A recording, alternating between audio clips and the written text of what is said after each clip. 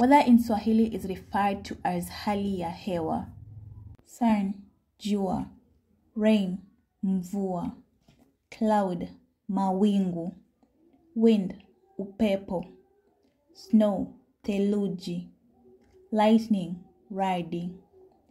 Drizzling, manyunyu. Rainbow, upinde. How is the weather today? Hali ya hewa iko aje leo? Leo kuna jua. Leo kuna joto sana.